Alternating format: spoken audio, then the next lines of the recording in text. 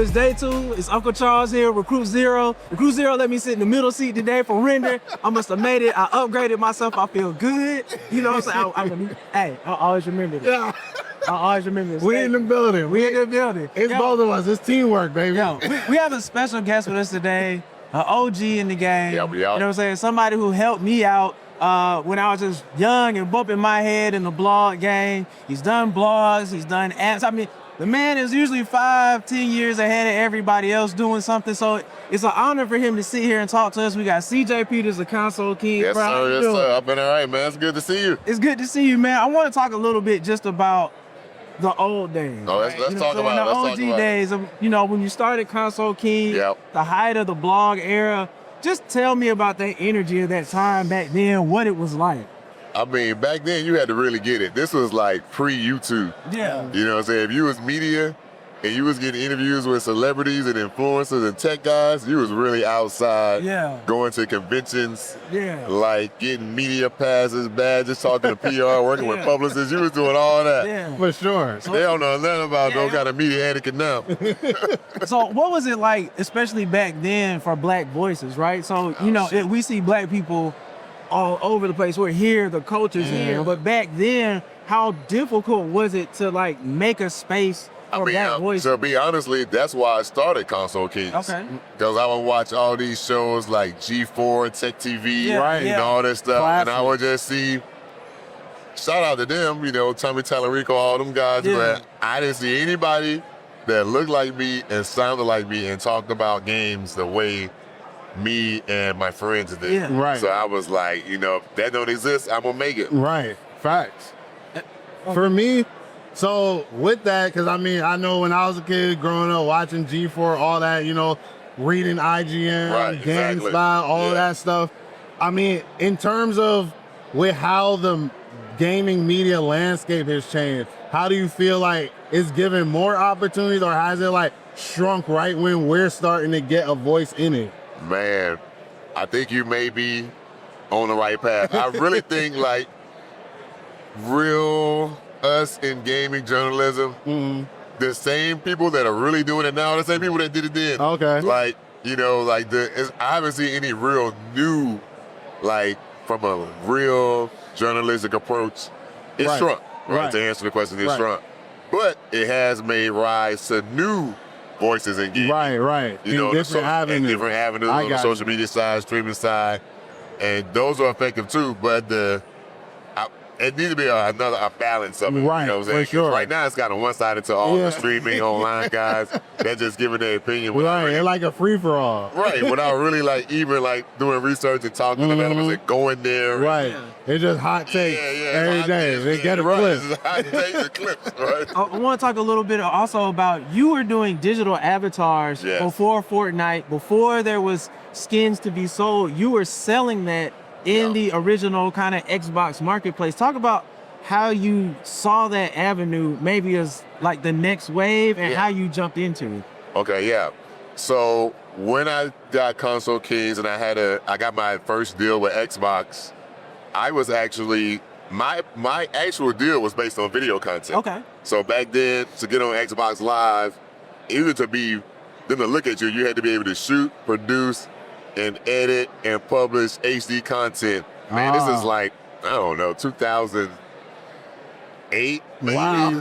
You know what I'm saying? Oh, you was ahead of the Yeah, game. you had that. So, you know, I saved up all my coins of credit on the Panasonic with the BCMI slots that do true HD. Yeah. Just so I can hit the minimum threshold to get on Xbox. Right. Yeah. So I got on Xbox, and at that time, there was no YouTube. Xbox didn't really know how to monetize short form video content. Yeah. Right. Right? You try to make people pay $5 to watch a minute, that ain't gonna work back then. You know what I'm saying? I gotta do it now, but back then it wouldn't work. So I was like, okay, this ain't really making no money, right? Yeah. I'm charging people for content they don't want to pay for it and watch it for free, right? So I was like, what else is on the platform? So just being on Xbox, this is 360 days when they had the blades going by, the content. I saw these banners for these items, and I was like, what are these? What are they selling? Yeah. Right? I said, oh, they selling gamerpics and wall and backgrounds for your 360. So I hit Xbox and I was like, I'm on the platform, you know, can I do this? And they were like, Sure. Right. Here you go. Boom. Okay. It made me a developer. Yeah. Right. Now you can go ahead and make it. Right. Either here's the links. Go have at it. Like, you know, we ain't got no engineering help to help you, but here's how to do it. Here to read this. Right. Yeah. That's how. So you was out here really in the microtransactions before it was microtransactions. Yeah, all in the microtransactions early. That's dope. That's super dope. So Xbox had something with avatars, right? Yes. In your opinion, what made them kind of deviate from that? Because that was something that did set them apart and something that was growing. Like we see it now. There's so many ways that people want to customize. they ended just let it it when go? when it came back. Man, you know, sometimes in those big tech companies, if something is not making a big enough impact, as if they can't see it Immediately. in the books, in the data immediately, they're like, oh, that failed. Right? Yeah.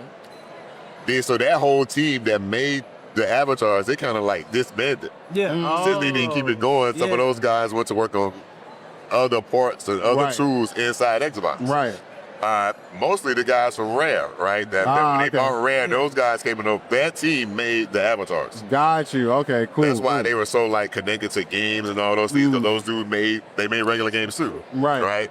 So once that they didn't see that being a success, they should have held on to it. Yeah. Because right now, you could use that avatar in everything now. It's popping. They'd have been ahead of the game. Yeah, they would have been way ahead of the game if they would have kept those avatars in there. But That's I don't know why. They still got gamer pics, but you can't really buy them, right?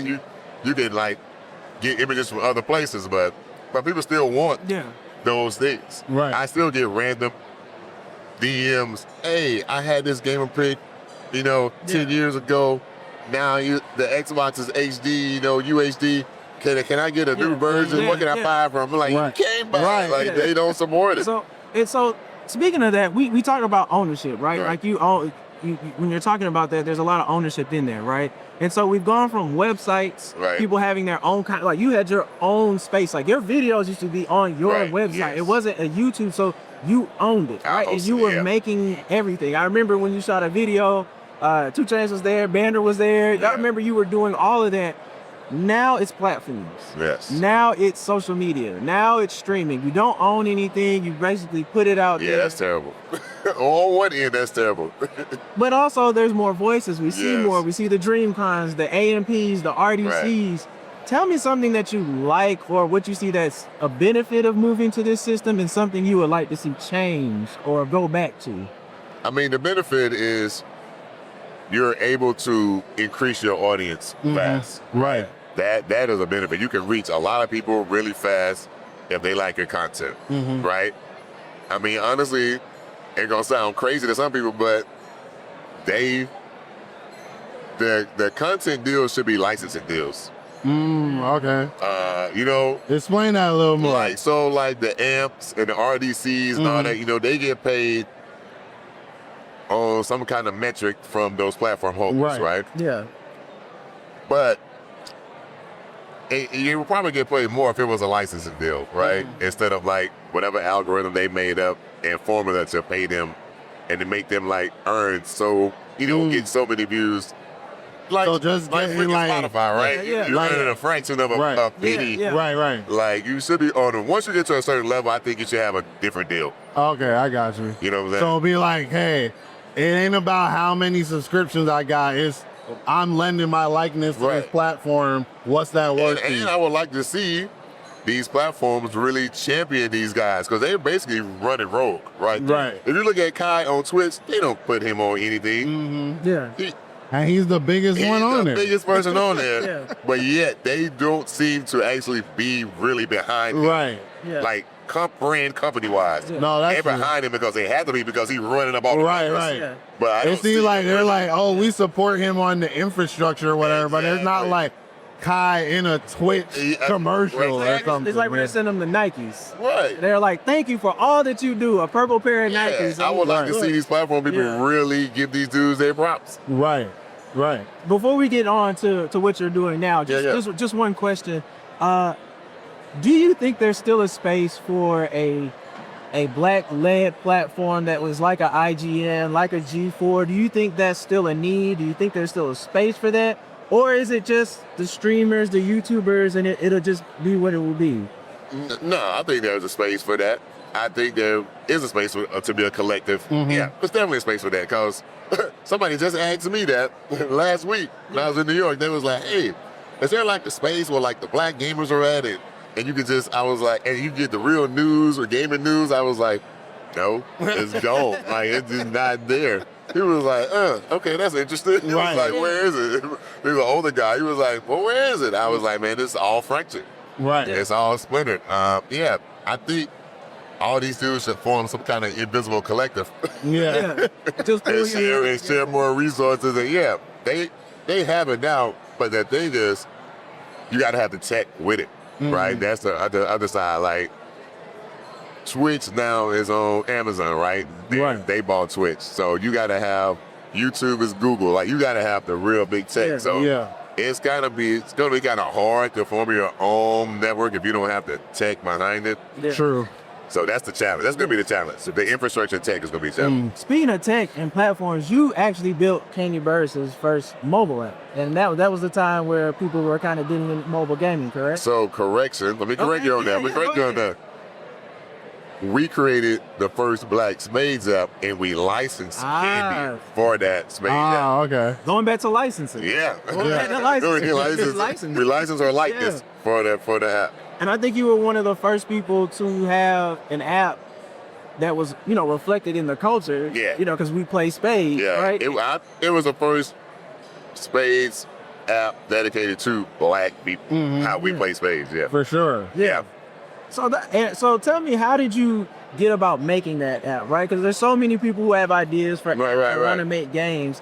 How did you go about making that app? Okay, so let me give you a story. So my ex-partner, Marcus Matthews, if you look at Marcus Matthews, he was the first producer of NBA 2K on Sega. Okay. So just look at he produced the first 2K for Sega. Right?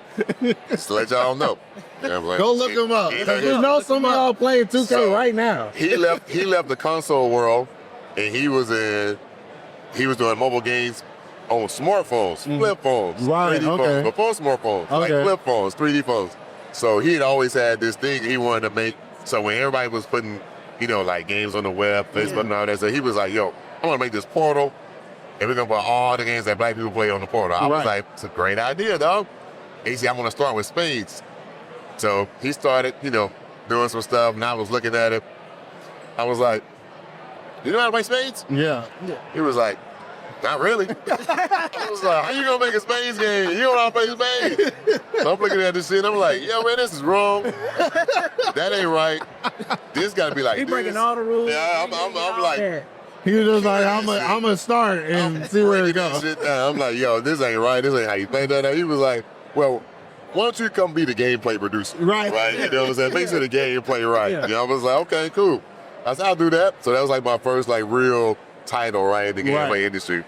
So from that, just going through that whole process, that's how I kind of learned being an unofficial intern. Got you. And just jumping on a project because I had the information that you didn't have to complete the project. Got you. Okay. Right?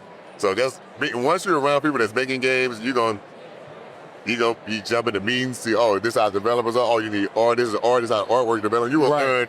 Once you're in the mix, you'll start learning all this stuff. If you got your eyes up, you'll learn. For sure. So that's how I kind of got into it. And so when that game launched, it had some good success, but it was a true multiplayer only game. Right? True multiplayer only. And I was like, well, ain't that many people playing it? No need to really keep charging people for it and all that stuff. So those who got it, I let it stay in the marketplace. I stopped supporting the multiplayer side. Gotcha. So, but if you had it, if you need to download it again, you can go download it. So I was like, I'm just gonna get that to the people. So then one summer, I started getting emails. Hey, the game's not working. I was like, yeah, it's not. I'm not supporting it. It's not working. Yeah, you're right. It ain't working. And I kept getting at the email, and I was like, what are they playing? How are they playing the game? It's not. It's not nothing there, right? So I went to analytics, opened up the analytics, looked at the Apple analytics, because it was only on iPhone. Looked on analytics, I was like, oh, they got activity. So I was really trying to call people and be like, what are you playing? So I finally called my brother-in-law, because he had the game, and I was like, And my sister was like, yeah, he still plays it. I was like, man, what are you playing? Right. Like, the game don't exist. He was like, nah, you can play single player. I was like, then light bulb went off. I was like, they playing the practice mode as a real single player experience. Okay. And it was not. Yeah. It was just something you do until you wait. Yeah. Not even learn. Until you wait for somebody to get free. It's So like you the can play waiting live. room to It's like connect. a waiting thing. We just put it in there. Like in a Street Fighter when they be Put practicing. it in there, so you just practice, you know, it's that little, it wasn't even like real practice, right? It was like a little dummy mode. I was like, oh, they playing this? Single player? I was like, hold up, okay. I started looking, so give me email. I said, look, I'm going to bring this back. Yeah. I'm going to have to take this and then make a true single player experience for Spades. I said, I don't really need a license. Spades is Spades. White people know Spades. I'm just gonna call it Black Spades. It is what it is. Right, right. You know what I'm saying? If you know, you know. If you don't, you don't know. Dang, yeah, Spades are black. Right? So then I went through the whole thing, like studying like how to put ads in games, like where they need to go, how much can you potentially make, you know, doing this. Right. So I was like, yeah, if I bring it back, like one of our guys, he told us, he was like, when we was first making the original game, he said, man, brothers, this need to be free. Man named James, shout out to you, James. Yeah. He was like, brothers, this need to be free. He was like, free? Making that for free? It's been like $50,000 about free. He was like, I'm telling you, make it free. Because that was when everybody was switching from like traditional paid games to ad-supported games. Right. Right on the cusp. And we should listen to that dude. We should listen to him. I tell him to this day, we should listen to you. We didn't listen. Sometimes you gotta know when to take good advice. That was great damn advice. We didn't listen. That shit went down.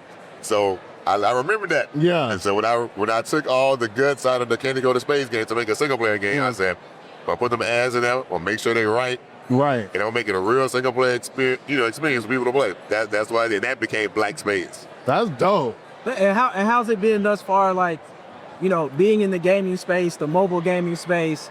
Just give us a little bit of your experience now, you know, since the app market has changed so much and, you know, different business models have come into play. Tell us, you know, how your experience has been.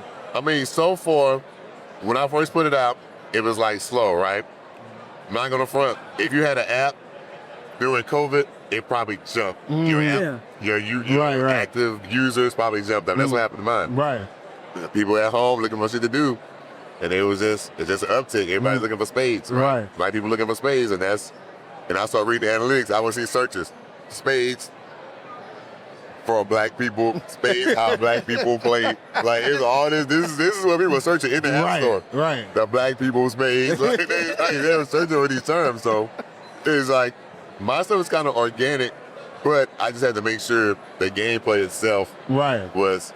You know, everybody think they can play spades. Everybody got their own rules. So I just try to take the core of general rules that everybody knew and put them in one game at first. Gotcha. And then I slowly roll out more stuff. But to answer your question, once the game started taking off, so once anybody's app starts taking off, whatever platform you're on, those platform holders will reach out to you. Once you hit like a certain threshold, like I got an email from Google, like, hey, I'm your rep, blah, blah, blah. I was like, I got a rep? I didn't even know I had a rep. AdMob rep, you know, I use AdMob. I was like, oh, I got a rep? No, okay, I must be doing something now. Right. 'Cause I got a rep, right? Then they started inviting you to their little one-day dev conferences to you know, teach you more about AdMob and teach you how to make more money. Yeah. Or they'll start sending people to things you can purchase to do for them so they can help better support you, make more money. You know what I'm saying? It's been interesting. You know what I'm saying? See behind the curtain, you got yeah. It's like, because people ask me, why you do this? I say, I said, once you get to a certain point, they're gonna reach out to you. But I was doing a lot of studying. I was watching Amazon videos on mobile gaming. Like I was watching one thing from Amazon. It was like, when your app makes $5,000 a month, it's considered a success. Okay. Right? Because it's hard to do. Right. It sounds like it's low, but it's kind of hard to do. That means you got a consistent, active amount of players or users that are using your app. Right. So that's like a benchmark. If you want to know if your app is successful, if you can make $5,000 a month, that is going to be your bar. That's when you know you hit your first threshold. Okay. That's good to know. Because I know a lot of developers, they just be like, if I get one download, right? And so, and then mine is like, my thing is niche. Like Black Spades is like a niche in a niche. You got card games, Spades is a niche, and I got a niche in the niche, right? So I'm just trying, I'm more about active users than downloads. Gotcha. If you got a million downloads, and you only got 10,000 active users, there's something wrong. Well, okay. You know what I'm saying? So you got to figure out your formula, where your users are coming from, how you're acquiring them. Some people even go down to how much it costs for you to acquire them. Go that granular. I kind of know that, but I ain't with there yet. Yeah. But I figured I'm ad supported. I have subscriptions, and I have in-app purchases. So I got like all three just to catch whoever. Right. That makes sense. And figuring out your subscription price, I had to go through I had make a spreadsheet and everything, like, because you don't want to cannibalize your base, right? If you're making money off ads and you got subscriptions, that price can't be too low to where now you lose the ads you have. Right. So it's like you gotta play that fine game and really watch your data, right? You really gotta watch your data. Where your money's coming from, watch your data. AdMob, Apple Analytics, Google, Firebase, Firestore, you know, all those type of things. So can you talk a little bit about the success you had on betting on black? Because as people have listened to this, like your entire history, has been kind of like focused on the culture. You know the major thing? Yeah. When I was first launching this app, the major feedback, I'm not gonna say feedback, but the major criticism I got was that title. Like, oh, you're gonna call it Black Spades? You sure you want to call it that? You know, is that too black? I was like, it's black. Like, and you saw the search results. You saw the time. I'm not changing the name, man. It's Black Spades, made for black people. It's self-explanatory. If you're not with it, then it ain't for you. And you saw the search term. So, like, that was the perfect. I see what they're searching for.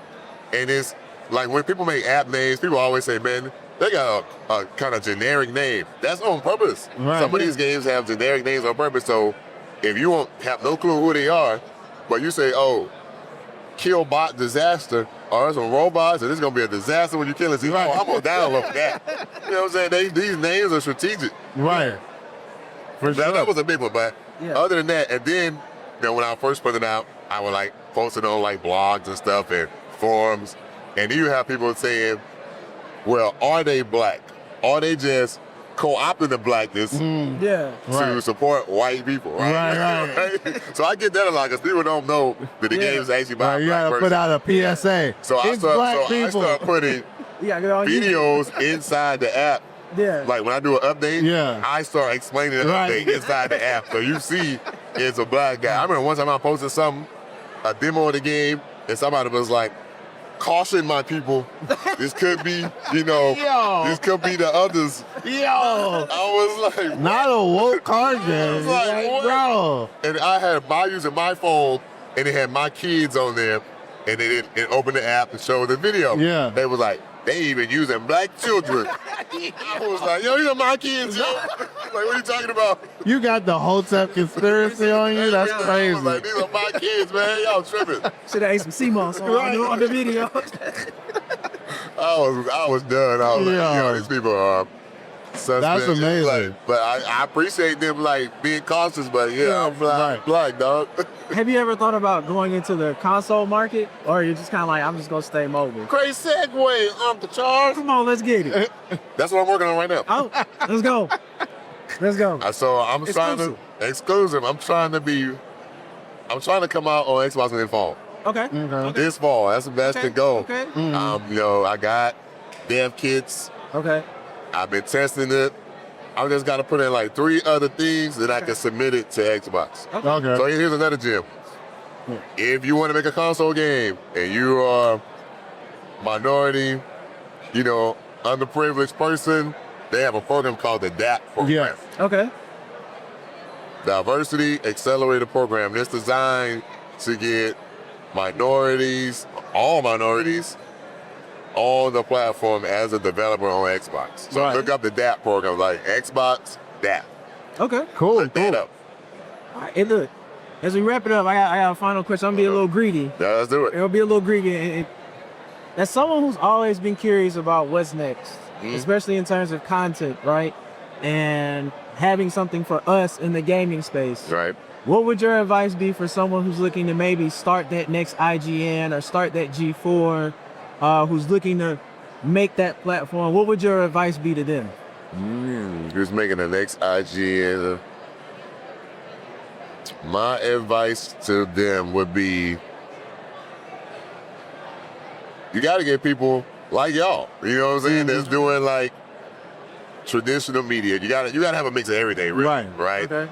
You gotta have that brand out there, and you gotta have people. You gotta have the traditional journalism.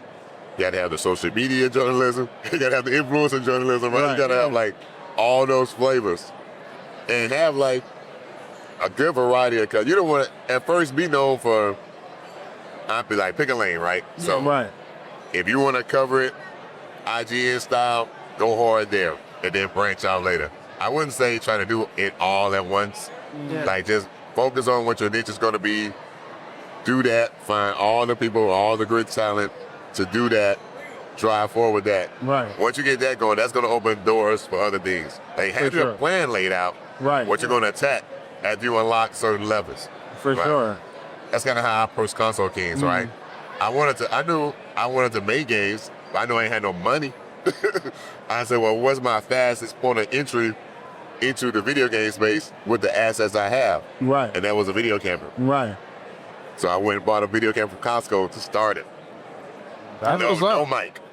That's great information for so many avenues in the industry. So we definitely appreciate all that free game. Yeah, I appreciate it. I'm here to give it. We might have to charge y'all for this episode. Right. We might have to make a Patreon, and this will be our first episode on there. Hey, and as we wrap it up, here to give it you know to what I'm saying? I want to thank CJ. Hey, you dropped a bunch of gems today. We Appreciate appreciate it. You know what I'm saying? Uncle Charles here, Recruit Zero here. Hey. You know what I'm saying? I'm in the middle seat. Live from Render. Hey, make sure you download that somewhere. Download Black Spades. You go to Apple Store, search Black Spades. Go to the Google Play Store, search Black Spades. If you're on a PC or you're on a Mac, you can still go to those same app stores. You can play it on Mac. If you got an M-Series Mac, if you got Google Play games for PC, just download that. You can play it on your PC. Yo, download Black Spades. If you don't know how to play spades, you have no excuse now. Now you can play by yourself. There's a 30-minute video in there. Yeah, I'm showing you how to play every chord in the hand. Yo, come on. And it's really him. It's really him. It's really him. If you ever need to Not know. a bot, not AI generated. It's me. Yo, we appreciate y'all, and we out. We'll see you on the next one.